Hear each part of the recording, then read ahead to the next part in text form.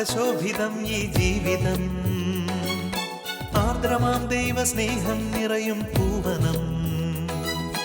ആതുരപൂർണ പ്രശോഭിതം ഈ ജീവിതം, ആർദ്രമാം ദൈവസ്നേഹം നിറയും പൂവനം.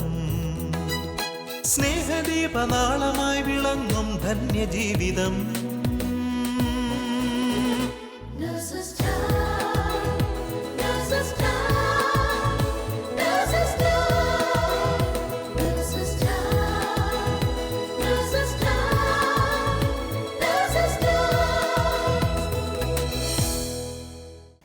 ഈശോ മിശിഹായ്ക്ക് സ്തുതിയായിരിക്കട്ടെ. സ്വർഗസ്ഥനായ ദൈവത്തിന് നന്ദി പറയുവിൻ, അവിടുത്തെ കാരുണ്യം അനന്തമാണ് എന്ന് സങ്കീർത്തനം 136 അധ്യായം 26 വചനത്തിൽ പറയുന്നത് പോലെ ഇന്നുവരെ നമ്മെ കാത്തുപരിപാലിച്ച നല്ല ദൈവത്തിന് നന്ദി പറഞ്ഞുകൊണ്ട് ഇന്നത്തെ നേഴ്സസ് ടൈമിലേക്ക് ഏവരെയും സ്നേഹത്തോടെ സ്വാഗതം ചെയ്യുന്നു. നമ്മുടെ ഇന്നുവരെയുള്ള ജീവിതത്തെക്കുറിച്ച് ആലോചിക്കുകയാണെങ്കിൽ എണ്ണിയാൽ തീരാത്ത വിധം ദൈവത്തിൽ നിന്ന് ലഭിച്ച സംരക്ഷണത്തെക്കുറിച്ച് നമുക്ക് പറയാനാവും. ഇന്ന് ദിബയിൽ നിന്നുള്ള ഒരു നേഴ്സും കുടുംബവും തങ്ങൾ അനുഭവിച്ചറിഞ്ഞ കർത്താവിൻ്റെ സംരക്ഷണത്തെക്കുറിച്ച് പങ്കുവയ്ക്കുമ്പോൾ ദൈവത്തോടുള്ള നന്ദി നിറഞ്ഞ ഹൃദയത്തോടെ നമുക്കവരെ ശ്രവിക്കാം. ഈശോ മിശിഹായ്ക്ക് സ്തുതിയായിരിക്കട്ടെ. സങ്കീർത്തനങ്ങളുടെ പുസ്തകം 37 അധ്യായം 3 മുതൽ 5 വരെയുള്ള തിരുവചനങ്ങളിൽ ഇങ്ങനെ പറയുന്നു: കർത്താവിൽ വിശ്വാസമർപ്പിച്ച് നന്മ ചെയ്യുവിൻ, അപ്പോൾ ഭൂമിയിൽ സുരക്ഷിതരായി വസിക്കാം. കർത്താവിൽ ആനന്ദിക്കുവിൻ, അവിടുന്ന് നിൻ്റെ ആഗ്രഹങ്ങൾ സാധിച്ചു തരും. നിൻ്റെ ജീവിതം കർത്താവിന് ഫലമേൽപ്പിക്കുക. കർത്താവിൽ വിശ്വാസമർപ്പിക്കുവിൻ, അവിടുന്ന് നോക്കിക്കൊള്ളും. ഈ വചനത്തിൻ്റെ അന്തസത്ത നെഞ്ചോട് ചേർത്ത് ജീവിച്ച ഒരു കുടുംബത്തെ ഇന്നത്തെ നേഴ്സസ് ടൈമിലൂടെ നമുക്ക് പരിചയപ്പെടാം. എനിക്ക് നിങ്ങളെ പേഴ്സണലായിട്ട് അറിയാമെങ്കിലും നമ്മളെ കേട്ടിരിക്കുന്ന പ്രേക്ഷകർക്ക് വേണ്ടി നിങ്ങളുടെ കുടുംബത്തെ ഒന്ന് പരിചയപ്പെടുത്താമോ? തീർച്ചയായും. ഞാനിവിടെ യുഎയിൽ വന്നിട്ട് 43 വർഷമായി. മിസ്സസ് 40 വർഷമായി.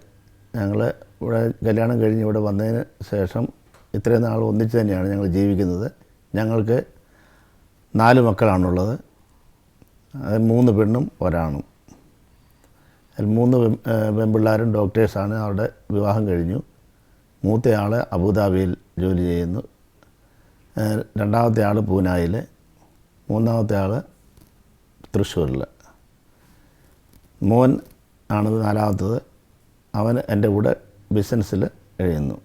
ഇത് 40 വർഷത്തിലധികമായി യുഎയിൽ താമസിച്ചിട്ട് പലവിധ പ്രശ്നങ്ങളിലൂടെയും ദൈവാനുഗ്രഹത്തിലൂടെയും സങ്കീർണതകളിലൂടെയൊക്കെ കടന്നു പോയിട്ടുണ്ട്.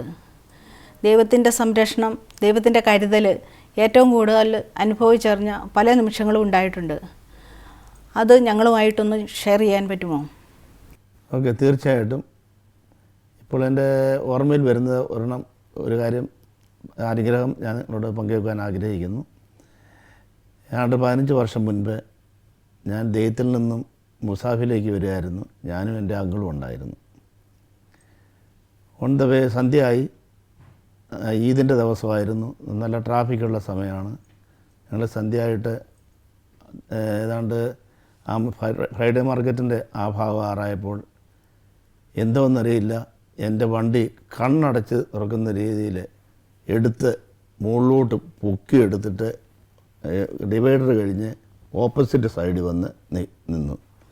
അത് ഞാനൊരു പുക പോലാണ് കാണുന്നത്. ഞാൻ ചവിട്ടി നിർത്തിയപ്പോൾ പുകപടലങ്ങൾ മാറിക്കഴിഞ്ഞപ്പോൾ ഞാൻ റോഡ് സൈഡിൽ സേഫ്റ്റി ആയിട്ടുള്ള സ്ഥലത്താണ് നിൽക്കുന്നത്. റോഡിൽ നിന്ന് വിട്ട്, എന്നാൽ താഴോട്ട് പോയാൽ കുഴിയാണ്. എന്നാലും ആ സേഫ്റ്റി ആയിട്ടുള്ള സ്ഥലത്ത് നിന്ന് ഞാൻ ഇറങ്ങി നോക്കിയപ്പോൾ അപ്പോൾ എൻ്റെ അങ്കിളിനും കുഴപ്പമില്ല, വണ്ടിക്കും കുഴപ്പമില്ല. വണ്ടിയുടെ ഒരു ടയർ മാത്രം ഫ്രണ്ടിലത്തെ പഞ്ചറായി. അത് എങ്ങനെ സംഭവിച്ചു എന്നുള്ളത് ദൈവത്തിന് മാത്രമേ അറിയുള്ളൂ. അപ്പോൾ എൻ്റെ അങ്കിൾ പറഞ്ഞു, എടാ, ഞാൻ രാവിലെ സങ്കീർത്തനം മുഴുവൻ ചൊല്ലിയിട്ടാണ് ഞാൻ വരുന്നത്. 91-ാം സങ്കീർത്തനം ചൊല്ലിയിട്ടാണ് ഞാൻ വരുന്നത്. അപ്പോൾ അത് ദൈവം നമ്മളെ സംരക്ഷിച്ചതാണ്. അതുകൊണ്ട് നീയും അത് എല്ലാ ദിവസവും ചെല്ലണമെന്ന് എന്നൊക്കെ പറഞ്ഞു. അന്ന് മുതൽ അതിൽ ഞാൻ വിശ്വസിച്ചുകൊണ്ട് ഞാനും എൻ്റെ കുടുംബവും എവിടെയെങ്കിലും പോകുമ്പോഴാണേലും കൊള്ളാം, രാവിലെ എഴുന്നേൽക്കുമ്പോഴാണേലും കൊള്ളാം, ദൈവത്തിൽ അർപ്പിച്ച് ഈ 91 സങ്കീർത്തനം ചൊല്ലിയതിന് ശേഷം ഞങ്ങൾ പുറത്തോട്ടിറങ്ങാറുള്ളൂ. അതിപ്പോൾ എൻ്റെ മക്കളാണെങ്കിലും കൊള്ളാം, ആ രീതി അവർ പഠിച്ചിരിക്കുന്നു. ഞാനത് വിശ്വസിക്കുന്നു. ദൈവം സംരക്ഷിച്ചാണ്. ആർക്കും വിശ്വസിക്കാൻ മേലാത്തൊരു സംഭവമായിപ്പോയി. അത് കണ്ടിട്ട് ഇതെങ്ങനെ സംഭവിച്ചു എന്നുള്ളത് അറിയില്ല. അത് ദൈവത്തിൻ്റെ പരിപാലനയിൽ ആണെന്ന് ഞാനിപ്പോഴും വിശ്വസിക്കുന്നു. ഇതോടൊപ്പം എനിക്ക് ലഭിച്ച ഒരു സംരക്ഷണം കൂടി ഞാൻ കൂട്ടിച്ചേർക്കാനായിട്ട് ആഗ്രഹിക്കുന്നു. സ്വന്തം മരണത്തെ മാധ്യമങ്ങളിൽ കൂടി വായിച്ചിറങ്ങിയൊരു വ്യക്തിയാണ് ഞാൻ. എൻ്റെ മക്കൾ 4 പേരും മംഗലാപുരത്ത് പഠിച്ചുകൊണ്ടിരിക്കുന്ന സമയം 2010 മെയ് മാസം അവർക്ക് പരീക്ഷ. മക്കൾ ഒറ്റയ്ക്ക് മെഡിസിന് നാട്ടിൽ പഠിച്ചുകൊണ്ടിരിക്കുകയാണ്. അപ്പോൾ അവധിക്ക് ഞാൻ എപ്പോഴും 3-4 പ്രാവശ്യം ഒരു വർഷം നാട്ടിൽ പോകുന്നതാണ്. ഒരു പ്രാവശ്യം എൻ്റെ മോളുടെ എക്സാമിൻ്റെ സമയത്ത് ഞാൻ നാട്ടിൽ പോകാനായിട്ട് ഞങ്ങൾ 2 പേരും കൂടി ഇരുന്ന് ഒരു ടിക്കറ്റ് എടുത്തു. മെയ് 21 തീയതി ടിക്കറ്റ് എടുത്തു. അപ്പോൾ അത് ഞാൻ ടിക്കറ്റ് എടുത്തു. അപ്പോൾ വ്യാഴാഴ്ചത്തേക്ക് ടിക്കറ്റ് എടുത്തപ്പോൾ എൻ്റെ ജീവിത പങ്കാളി പറഞ്ഞു, നീ തിരക്ക് പിടിച്ച് വ്യാഴാഴ്ച എന്തിനാണ് പോകുന്നത്, നമുക്ക് വെള്ളിയാഴ്ച പോകാമെന്ന് പറഞ്ഞ് ഞങ്ങൾ 2 പേരും കൂടി ഇരുന്ന് ആ ടിക്കറ്റ് മാറ്റി വെള്ളിയാഴ്ചത്തേക്ക് ടിക്കറ്റ് എടുക്കുകയാണ്. രാവിലെ പോകണം. ഞാൻ ഒറ്റയ്ക്കാണ് യാത്ര ചെയ്യുന്നത്. രാവിലെ 8 മണിക്ക് പോകണം. അപ്പം തലേ ദിവസം ഞങ്ങൾ എല്ലാം പാക്ക് ചെയ്ത് ടിക്കറ്റും പാസ്പോർട്ടും എല്ലാം എടുത്ത് റെഡിയാക്കി വെച്ചിരിക്കുകയാണ്. രാവിലെ ഉച്ചയ്ക്ക് തന്നെ എടുക്കുന്നു. അതെ, വെള്ളിയാഴ്ച ഉച്ചത്തേക്ക് ഞങ്ങൾ 2 പേരും കൂടി ഇരുന്ന് ടിക്കറ്റ് എടുത്തതാണ്. ഞാൻ രാവിലെ 6 മണിയായപ്പോഴത്തേക്ക് നാട്ടിൽ നിന്ന് മക്കൾ വിളിക്കുകയാണ്, മമ്മി ന്യൂസ് കണ്ടില്ലേ, TV-യിൽ ന്യൂസ് വന്നിരിക്കുന്നത് കണ്ടില്ലേ, ഇത് ദുബായ് മാംഗ്ലൂർ ഫ്ലൈറ്റ് എയർപോർട്ടിൽ മാംഗ്ലൂർ വെച്ച് ക്രാഷായി, എല്ലാവരും തന്നെ മരിച്ചെന്നാണ് കേട്ടത് എന്ന് പറഞ്ഞു. ഞാനപ്പോൾ ദൈവമേ എന്നും പറഞ്ഞിട്ട് ഞങ്ങൾ TV ഓൺ ചെയ്തു. അപ്പോൾ നോക്കിയപ്പോൾ ന്യൂസുകൾ ഇങ്ങനെ വരുന്നു, ഫ്ലൈറ്റ് ക്രാഷിൻ്റെയൊക്കെ കാര്യങ്ങൾ നടന്നുകൊണ്ടിരിക്കുകയാണ്. അപ്പോൾ എനിക്ക് ഒരു വിഷമം വന്നുവെങ്കിലും എനിക്ക് പിള്ളേരുടെ അടുത്ത് പോകാൻ പറ്റുന്നില്ലോ എന്നുള്ളൊരു വിഷമത്തിലാണ് ഞാനപ്പോൾ ഇരുന്നത്. ഒരു 9 മണിയോടുകൂടി എൻ്റെ ഒരു ഫ്രണ്ട് വിളിച്ച് പറഞ്ഞു, സിസ്റ്റർ ന്യൂസ് കണ്ടില്ലേ, സിസ്റ്ററിൻ്റെ പേര് TV-യിലെല്ലാം കാണിക്കുന്നു മരിച്ചവരുടെ കൂട്ടത്തിൽ എന്ന് പറഞ്ഞു. അപ്പം ഞാൻ പറഞ്ഞു, അയ്യോ അത് അവർക്ക് തെറ്റിയതാണ്, എനിക്ക് ഉച്ചയ്ക്ക് പോകണ്ട, എൻ്റെ പേരെങ്ങനെയാണ് വെളുപ്പിനെ 1 മണിക്കകത്ത് ഫ്ലൈറ്റാണ് ക്രാഷായത്, അതെങ്ങനെയാണ് അതിനകത്ത് വരുന്നത്, അവർക്ക് തെറ്റുപറ്റിയതാ എന്ന് ഞാൻ പറഞ്ഞു. നമ്മൾ എടുത്തേക്കണോ ഉച്ചക്കത്തേക്കാണ് ഞാൻ ടിക്കറ്റ് എടുത്തേക്കുന്നത്. അപ്പം ഞാനും മോനും മാത്രമേ ഉള്ളൂ വീട്ടിൽ. യൂതമംഗല കടയിൽ പോയി അങ്ങനെ ഇരിക്കുകയാണ്. ഇങ്ങനെ ന്യൂസുകൾ ഞങ്ങൾ നോക്കുമ്പോൾ എല്ലാ ചാനലുകളിലും ഇങ്ങനെ വന്നുകൊണ്ടിരിക്കുകയാണ്, ന്യൂസ് വന്നുകൊണ്ടിരിക്കുകയാണ്. റേഡിയോയിൽ പറയുന്നു, ഇൻ്റർനെറ്റിൽ വരുന്നു. അപ്പം ഞങ്ങൾക്കൊരു തമാശയായിട്ടാണ് തോന്നുന്നത്. ഇപ്പോൾ ഒരു 10 മണി കഴിഞ്ഞപ്പോൾ ഞാൻ മോനോട് പറഞ്ഞു, മോനെ നീ ഒന്ന് ടിക്കറ്റ് എടുത്തുകൊണ്ട് വന്നേ, ഇനി നമുക്ക് തെറ്റുപറ്റിയതാണോ എന്ന് നോക്കാമെന്ന് പറഞ്ഞു. അപ്പോൾ അവൻ ടിക്കറ്റ് എടുത്തുകൊണ്ട് വന്നു, മമ്മി എന്ന് പറഞ്ഞ് ഓടി വന്ന് എന്നെ കെട്ടിപ്പിടിക്കുകയാണ് ചെയ്തത്. അപ്പോൾ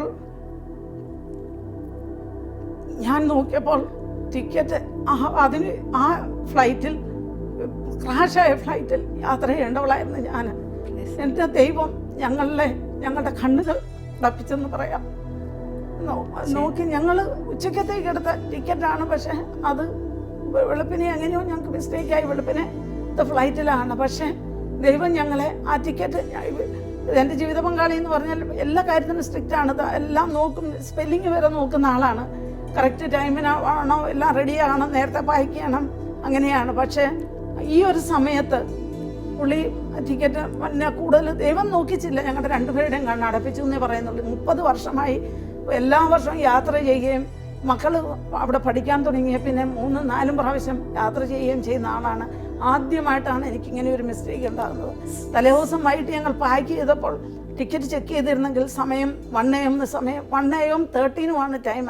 അപ്പോൾ എങ്ങനെ ഞങ്ങൾക്ക് അങ്ങനെ ഒരു മിസ്റ്റേക്ക് ഉണ്ടായെന്ന് അറിയത്തില്ല. 1 AM അപ്പം ഞങ്ങൾ ചെക്ക് ചെയ്തിരുന്നെങ്കിൽ 1 AM കണ്ടിരുന്ന തീർച്ചയായിട്ടും ഞങ്ങൾ ആ ഫ്ലൈറ്റിന് പോയേനെ.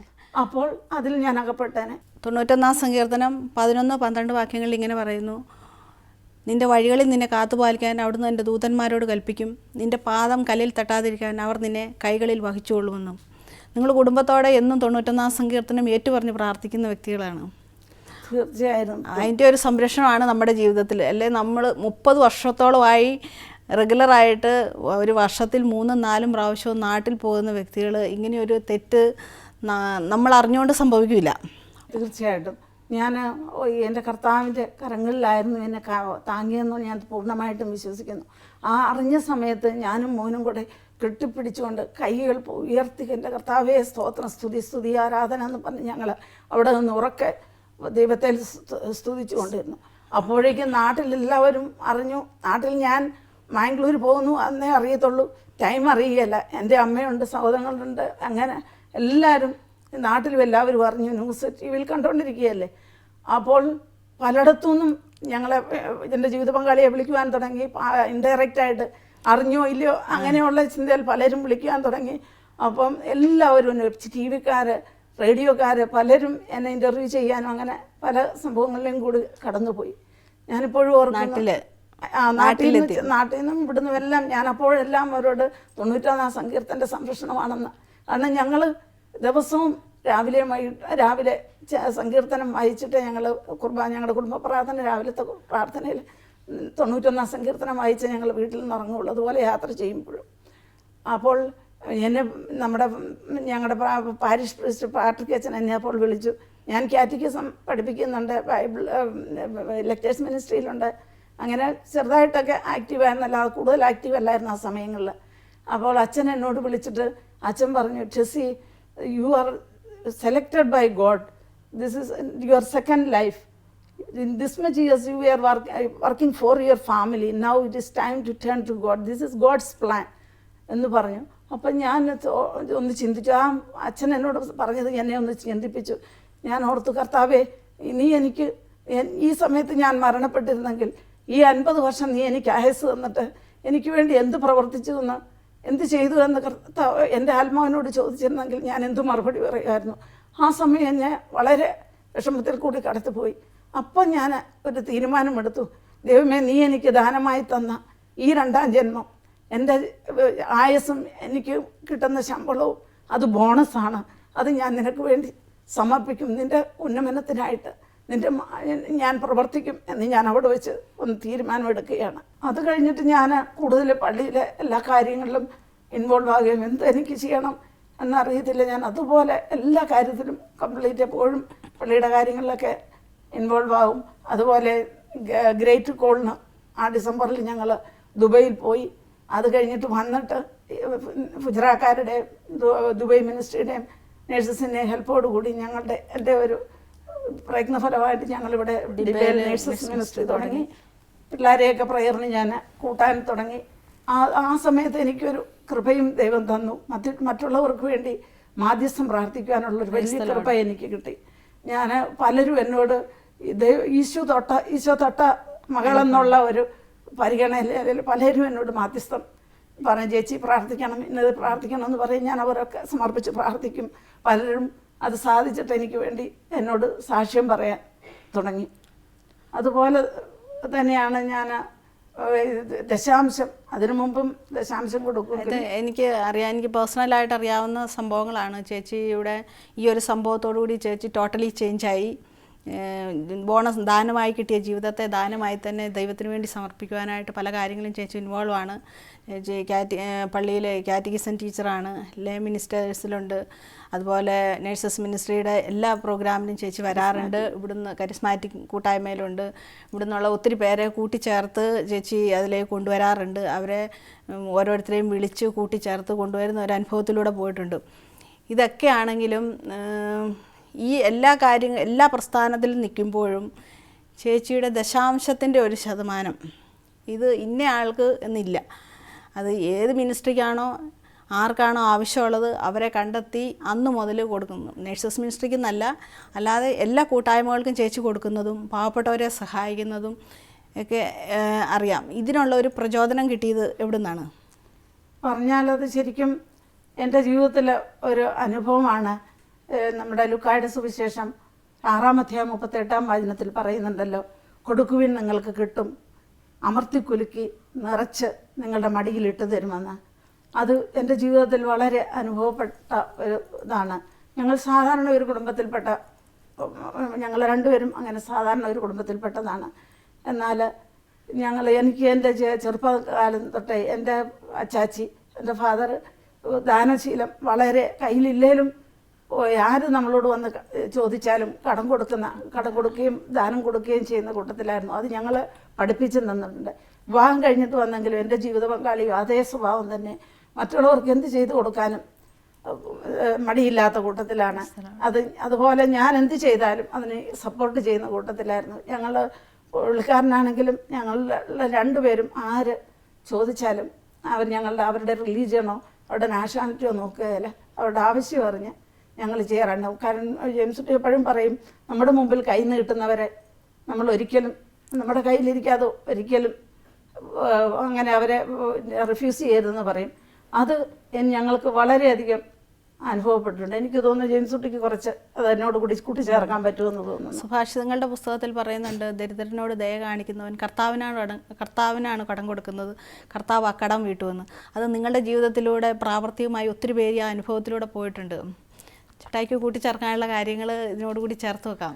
ഇപ്പം അതിന് മുൻപായിട്ട് ഇപ്പം അവൾ രക്ഷപ്പെട്ടു എന്ന് പറയുന്നത് അവൾക്ക് കിട്ടിയ രണ്ടാമത്തെ ജന്മമാണെന്ന് പറയുന്നു. അതിനേക്കാൾ വലുതായിട്ട് എനിക്കാണ്. കാര്യം 4 പിള്ളേരും എന്നെ ഒറ്റയ്ക്കാക്കിയിട്ട് അവർ പോയി കഴിഞ്ഞാൽ ഇവിടെ അസാന്നിധ്യത്തിൽ എനിക്ക് വളർത്താൻ കഴിയില്ല എന്ന് വിശ്വസിക്കുന്നതിനാണ്.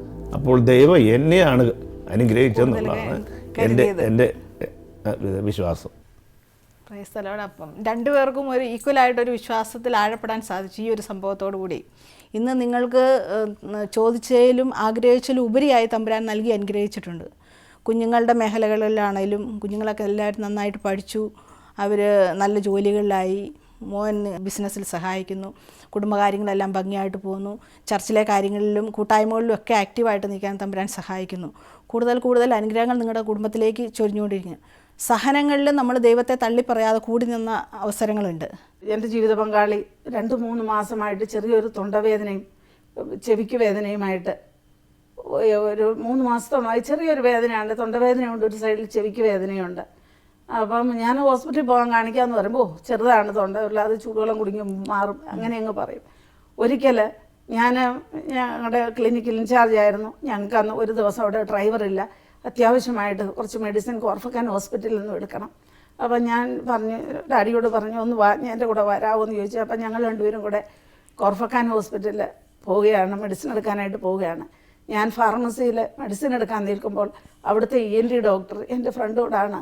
അപ്പം ഞാൻ ഡോക്ടറോട് ഇങ്ങനെ പറഞ്ഞു, ഡോക്ടറെ എൻ്റെ ഹസ്ബൻഡ് ഇങ്ങനെ 2-3 മാസമായിട്ട് തൊണ്ടവേദനയൊക്കെ ആയിട്ടിരിക്കുകയാണ്, അപ്പോൾ കാണിക്കാൻ പറഞ്ഞാൽ കാണിക്കുകയില്ല എന്ന് പറഞ്ഞപ്പോൾ ഡോക്ടർ പറഞ്ഞു, അതെന്താ ഇങ്ങ് വിളിച്ചുകൊണ്ട് വാച്ചെന്ന് വിളിക്കാൻ പറഞ്ഞു. അപ്പം ഞാൻ പറഞ്ഞിട്ടും വന്നില്ല. എന്നിട്ട് ഞാൻ നിർബന്ധിച്ച് വരാമെന്ന് പറഞ്ഞു. അപ്പോൾ ഡോക്ടർ തന്നെ കയ്യെ പിടിച്ചുകൊണ്ട് പോയി ഡോക്ടറിൻ്റെ OPD കൊണ്ടുപോയി തൊണ്ട നോക്കുകയാണ് ചെയ്യുന്നത്. തൊണ്ട നോക്കിയപ്പോൾ ഡോക്ടറിൻ്റെ മുഖം ഞാൻ നോക്കിയപ്പോൾ ഡോക്ടറിൻ്റെ മുഖം മാറിയിരിക്കുക, ഒരു ചേഞ്ച് കണ്ടു. അപ്പോൾ ഡോക്ടർ പറഞ്ഞു, നമുക്കൊന്ന് അഡ്മിറ്റ് ചെയ്യണം, ഒരു ബയോപ്സി എടുക്കണമെന്ന് പറഞ്ഞു. അപ്പോൾ നമുക്കറിയാമല്ലോ, നമ്മൾ മെഡിക്കൽ ഫീൽഡിലുള്ളവരാണ്.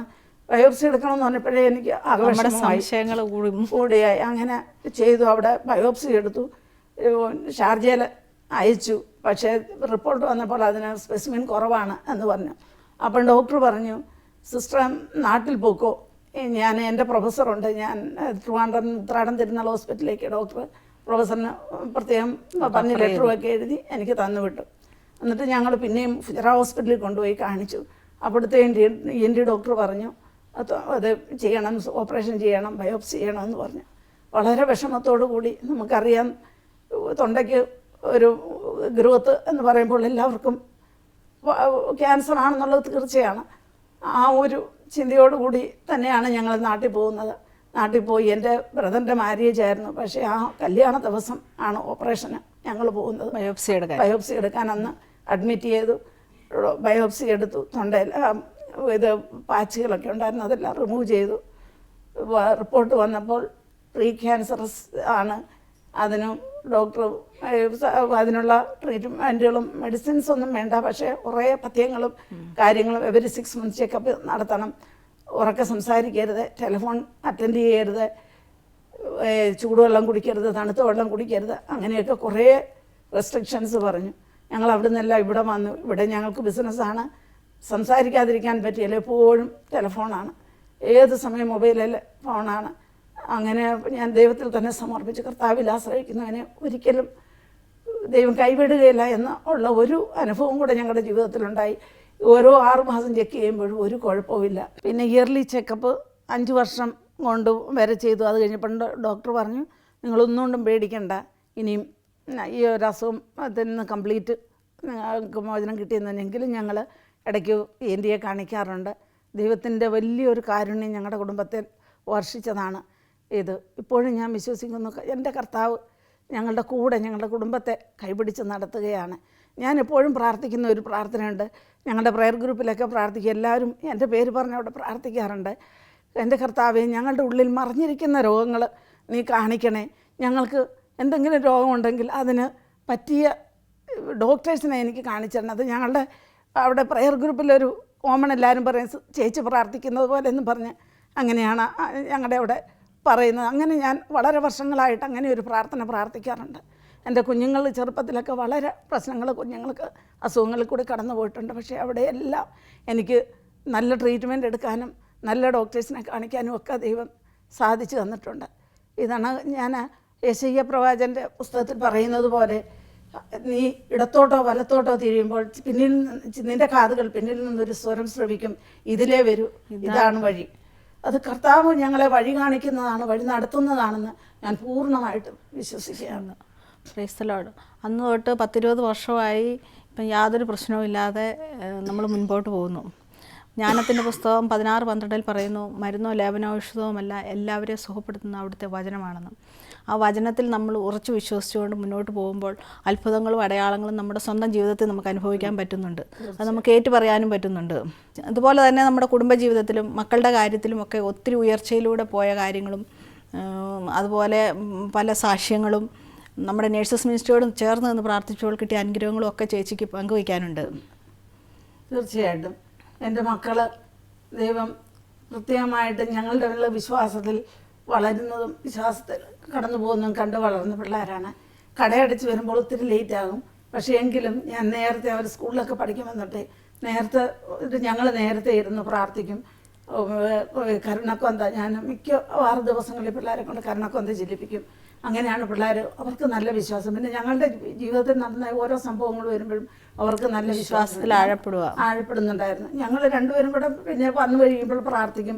എത്ര ലേറ്റ് ആയാലും റമദാൻ സമയത്തൊക്കെ 1 മണിയൊക്കെ ആകും കടയടച്ച് വരുമ്പോൾ, എന്നാലും ഞങ്ങൾ ജോമാലി ചെല്ലാതെ ഞങ്ങൾ കിടക്കുകയില്ല. എൻ്റെ മക്കളെല്ലാവരും ദൈവം പ്രത്യേകമാണ്. അവരൊറ്റയ്ക്ക് ഈ 3 പെൺപിള്ളേരും അവരൊറ്റയ്ക്ക് മംഗലാപുരത്ത് താമസിച്ചിട്ടുള്ളതാണ്. മാതാവിൻ്റെ ഒത്തിരി സംരക്ഷണം അവർക്ക് കിട്ടിയിട്ടുണ്ട്. യെശയ്യാ പ്രവാചകൻ 54:13 പറയുന്നുണ്ട്, കർത്താവ് നിന്റെ മക്കളെ പഠിപ്പിക്കും, അവർ ശ്രേയസ് ആർജിക്കുമെന്ന്. ഞങ്ങളുടെ ജീവിതത്തിൽ അത് വളരെ അനുഭവപ്പെട്ടിട്ടുണ്ട്. മക്കളെല്ലാം ദൈവം നന്നായിട്ട് അവരെ നടത്തി. അവരുടെ വിദ്യാഭ്യാസം ആണെങ്കിലും അവരെ വിവാഹം കഴിച്ച് അയക്കുന്നിടത്താണെങ്കിലും എനിക്ക് വളരെ ആഗ്രഹമായിരുന്നു എൻ്റെ മക്കൾ, എനിക്ക് കിട്ടുന്ന മരുമക്കൾ ഒരു ദുശ്ശീലങ്ങളും ഇല്ലാത്തവരായിരിക്കണമെന്ന്. അത് ദൈവത്തിൻ്റെ വളരെ ഒരു കൃപ കൊണ്ട് കുഞ്ഞുങ്ങളെല്ലാവരും ദൈവകൃപയിൽ വളർന്നു പോകുന്നു. അതുപോലെ കുഞ്ഞുങ്ങൾക്ക് എൻ്റെ 3 മക്കൾക്കും ദൈവം, എൻ്റെ മൂത്ത മകൾക്ക് 6 വർഷം കഴിഞ്ഞാണ് ആദ്യം കുട്ടി ഉണ്ടാകുന്നത്. അവൾ ഗൈനക്കോളജിസ്റ്റാണ്. അവൾ എന്നോട് കരഞ്ഞു പറയാറുണ്ട്, മമ്മി ഒരു പ്രാവശ്യം എൻ്റെ പ്രഗ്നൻസി ടെസ്റ്റ് ഒന്ന് പോസിറ്റീവ് ആകാൻ ഞാൻ ആഗ്രഹിക്കുന്നു, മമ്മി കർത്താവിനോട് പ്രാർത്ഥിക്കണേ, നിങ്ങൾ നേഴ്സസ് മിനിസ്ട്രി പ്രാർത്ഥിക്കണേ എന്ന് പറയും. ഞങ്ങൾ നേഴ്സസ് മിനിസ്ട്രിയിലെന്നും അത് വെച്ച് പ്രാർത്ഥിക്കുമായിരുന്നു. എൻ്റെ കുഞ്ഞിന് ദൈവം ഒരു കുട്ടിയോട് ചോദിച്ചിട്ട് 3 മക്കളെ കൊടുത്ത് ദൈവം അവരെ അനുഗ്രഹിച്ചു. ഒരു പൂ ചോദിച്ചപ്പോൾ ഒരു പൂന്തോട്ടം കൊടുത്തു. അത് തന്നെ.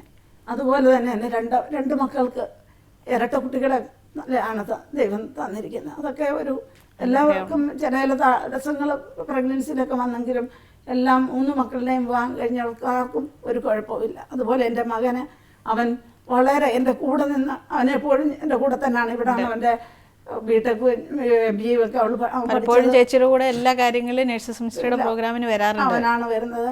അപ്പോൾ ഞങ്ങൾ വണ്ടിയെ കയറുമ്പം തൊട്ട് പ്രാർത്ഥിക്കുന്ന ഒരു ശീലമുണ്ട്. അവനാണെങ്കിൽ അബുദാബിയിൽ മോളുടെ അടുത്ത് പോകുമ്പോൾ ഞങ്ങൾ ഇവിടുന്ന് കയറുമ്പോൾ തൊട്ട് അത് ഞങ്ങൾ ഒരു ശീലം ഇട്ടിരിക്കുന്നതാണ്. ഞങ്ങൾ ഫിഗറാൽ പള്ളിയിൽ പോയാലും ജപമാലയിൽ കൊണ്ടേ പോകത്തുള്ളൂ. അവൻ അവിടെ അബുദാബി പോകുന്ന ദിവസം മുഴുവൻ ജപമാലകൾ 5-6 ജപമാല ചൊല്ലിയാണ് പോകുന്നത്. അതുപോലെ എൻ്റെ കൂടെ ഞാൻ നോയമ്പെടുക്കുന്ന കൂട്ടത്തിലെല്ലാം എൻ്റെ മകൻ കൂടെ നിന്ന് നോയമ്പുകൾ 50 നോയമ്പാണെങ്കിൽ 25 നോയമ്പാണെങ്കിൽ ഇപ്പോഴത്തെ ചെറുപ്പക്കാരുടെ ആ ഒരു രീതിയിലൊന്നും പോകാതെ എൻ്റെ കൂടെ നിന്ന് എൻ്റെ പ്രാർത്ഥനയുടെ ശീലം അവൻ അനുഭവിച്ചിട്ടുണ്ട്. ഇപ്പോൾ ടെസ്സി പറഞ്ഞതുപോലെ തന്നെ എൻ്റെ അനുഭവം പറയുകയാണെങ്കിൽ ഞാൻ 43 വർഷം മുൻപ് ഒരു പാസ്പോർട്ടുമായിട്ട് UAE വന്നതാണ്. ഇപ്പോൾ എനിക്ക് അർഹതപ്പെട്ടതിൻ്റെ 100 ഇരട്ടിയായിട്ട് ദൈവം എനിക്ക് തന്നതുകൊണ്ടാണ് ഈ പിള്ളേരെ പഠിപ്പിക്കാനും പിള്ളേരെ ഈ പൊസിഷനിലാക്കാനും എൻ്റെ ഇപ്പോഴത്തെ ഈ പൊസിഷനിലാകാനും മറ്റുള്ളവരെ സഹായിക്കുവാനും എല്ലാം എനിക്ക് ഇടയാക്കിയത്. അപ്പോൾ മറ്റുള്ളവരെ സഹായിച്ചത് കൊണ്ട് നമുക്ക് യാതൊരു കുറവും വരുമില്ല. നമ്മൾ 1 രൂപ ഒരാൾക്ക് കൊടുത്താൽ നമുക്ക് 10 രൂപ തിരിച്ചു കിട്ടും. എൻ്റെ പോളിസി എന്താണെന്ന് വെച്ച് കഴിഞ്ഞാൽ എനിക്ക് ദൈവം ആരെല്ലാം എന്നെ കളിപ്പിച്ചിട്ട് കൊണ്ടുപോയാലും ഇന്നലത്തേക്കാൾ 1 രൂപ പോലും എനിക്ക് ഇന്ന് കുറയുന്നില്ല. എൻ്റെ ബാങ്കിലാണെങ്കിലും കൊള്ള എൻ്റെ ദൈവം അത് തരുന്നുണ്ട്, നികത്തുന്നുണ്ട്. അപ്പോൾ പിന്നെ എനിക്ക് കൊടുക്കുന്നതിന് എന്താ? എന്നെ പറ്റിച്ചോണ്ട് പോകുന്നവൻ അവൻ നന്നാകുന്നെങ്കിൽ എന്നെക്കൊണ്ട് നന്നാകുന്നു, ദൈവം അവനെ നന്നാക്കുന്നത് നന്നാകട്ടെ എന്നുള്ള ഒരു ഇതാണ്. ഞാൻ പ്രത്യേകിച്ച് ഞാനൊരു ബിസിനസ്സുകാരനാണ്. അപ്പോൾ ഞാൻ ഒരുപാട് പേർക്ക് ഒന്നുമില്ലാതെ വാക്കാൽ വിശ്വസിച്ച് കൊടുക്കുന്നവനാണ്. എന്നാലും ദൈവം എന്നെ ഇത്രയും ഉയർത്തി. എനിക്ക് നഷ്ടപ്പെടുവാനൊന്നുമില്ല, ദൈവം തന്നതെന്ന് ആണ് കൊടുക്കുന്നത്. പിന്നെ എനിക്ക് നഷ്ടപ്പെടാനൊന്നുമില്ലെന്നുള്ള വിശ്വാസത്തിലാണ് ഞാൻ ജീവിക്കുന്നത്. അതുകൊണ്ട് നമ്മളെ ആർക്ക് കൊടുത്താലും ദൈവം തമ്പുരാൻ നമ്മളെ കുറയ്ക്കില്ല, 1ന് 10 തരുമെന്നുള്ള തിരുവചനം എന്നെ സംബന്ധിച്ചോളം ഞാൻ വിശ്വസിക്കുന്നു. അത് ജീവിതത്തിൽ സത്യമാണ് താനും. എന്തൊക്കെ പ്രതിസന്ധികൾ ഉണ്ടായാലും ഞാനും എൻ്റെ കുടുംബവും യഹോവയെ സേവിക്കും എന്നുള്ള ഉറച്ച വിശ്വാസത്തോടുകൂടെ മുന്നോട്ട് നീങ്ങുന്ന ഈ കുടുംബത്തിൻ്റെ ജീവിത മാതൃക നമ്മുടെ ഓരോരുത്തരിലും ജീവിതത്തിലേക്ക് മാതൃകയാകട്ടെ എന്ന് നമുക്ക് പ്രാർത്ഥിക്കാം. ഇനിയും ധാരാളം ദൈവാനുഗ്രഹം അവരുടെ കുടുംബത്തിലേക്ക് ഉണ്ടാകട്ടെ എന്ന് നമുക്ക് സർവേശ്വരനോട് പ്രാർത്ഥിക്കാം. ഈശോ മിശിഹായ്ക്ക് സ്തുതിയായിരിക്കട്ടെ. ഇപ്പോഴും എപ്പോഴും സ്തുതിയായിരിക്കട്ടെ. കർത്താവ് ഇവരുടെ ജീവിതത്തിൽ ചെയ്ത മഹനീയ പ്രവൃത്തികളെ ഓർത്ത് നമുക്ക് അവിടുത്തോട് നന്ദി പറയാം. വിശുദ്ധ അഗാത്ത പറയുന്നു, ക്രിസ്തുവിൻ്റെ ദാസനോ ദാസിയോ ആയിരിക്കുക എന്നതാണ് യഥാർത്ഥ സ്വാതന്ത്ര്യമെന്ന്. പരിശുദ്ധ അമ്മയെപ്പോലെ നമുക്കും ക്രിസ്തുവിൻ്റെ ദാസനും ദാസിയുമായി ജീവിച്ച് അവിടുത്തെ കരുതൽ ഓരോ ദിനവും അനുഭവിക്കാം. അതിനുള്ള കൃപയ്ക്കായി ലോകമെമ്പാടുമുള്ള എല്ലാ നേഴ്സുമാരെയും അവരുടെ കുടുംബങ്ങളെയും പരിശുദ്ധ അമ്മയുടെ വിമല ഹൃദയം വഴി ഈശോയ്ക്ക് സമർപ്പിച്ചുകൊണ്ട് നമുക്ക് പ്രാർത്ഥിക്കാം. ഓരോ നേഴ്സും ഒരു വിശുദ്ധനായി ഒരു വിശുദ്ധിയായി മാറട്ടെ. ആമേൻ. ദൈവമാതാവും ഞങ്ങളുടെ അമ്മയുമായ കന്യകാമറിയമേ, ഫാത്തിമാനാഥേ, എന്നെയും എൻ്റെ കുടുംബത്തെയും തിരുസഭയെയും മാനവകുലത്തെയും ലോകമെമ്പാടുമുള്ള നേഴ്സുമാരെയും അങ്ങേ വിമല ഹൃദയത്തിന് പ്രതിഷ്ഠിക്കുന്നു. അങ്ങേ ശക്തിയുള്ള സംരക്ഷണത്തിൽ ഞങ്ങളെ കാത്തുകൊള്ളണമേ. അങ്ങ് ഞങ്ങളുടെ നാഥയും സംരക്ഷകയുമാകണമേ. ആത്മീയവും ശാരീരികവുമായ സകല അപകടങ്ങളിലും ക്ലേശങ്ങളിലും നിന്ന് ഞങ്ങളെ രക്ഷിച്ചുകൊള്ളണമേ. എല്ലാറ്റിലും ദൈവേഷ്ടം കണ്ടെത്തി നിറവേറ്റുവാനും യേശുവിൻ്റെ തിരുഹൃദയത്തിന് പ്രീതികരമായ വിധത്തിൽ ജീവിച്ച് സ്വർഗഭാഗ്യത്തിലെത്തിച്ചേരുവാനും കാരുണ്യനാഥേ, ഞങ്ങളുടെ സ്നേഹമുള്ള അമ്മേ, ഞങ്ങളെ സഹായിക്കണമേ. ആമേൻ.